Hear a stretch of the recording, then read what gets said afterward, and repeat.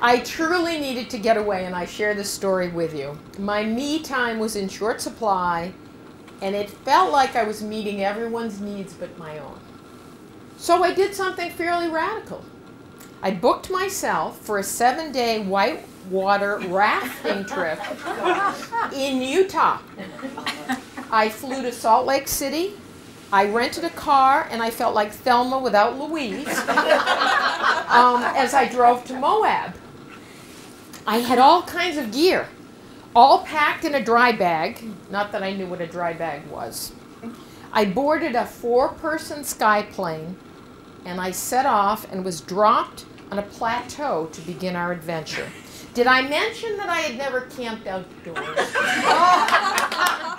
So we pull into camp, and I can barely lift my arms, and I could not figure out how to put up my tent.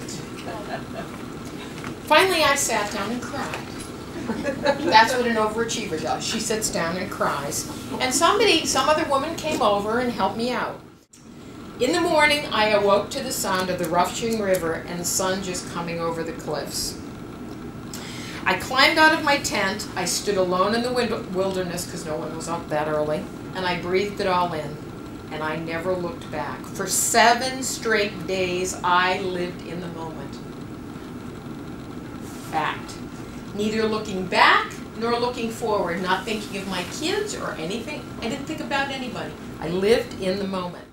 Sometimes we forget that nature offers us the best life balance we can imagine. And I would challenge you to find your own eat, love, pray trip that will change your life. Take a real break. Give yourself permission to put that drive aside. Quiet that part of you that wants to do more, be more, accomplish more. Learn to value how well you do things, even if no one appreciates your efforts. For today and 1 week, instead of demanding more from yourself, tell yourself how well you have done. So that's it. My recipe for finding balance in an overscheduled life. Thank you.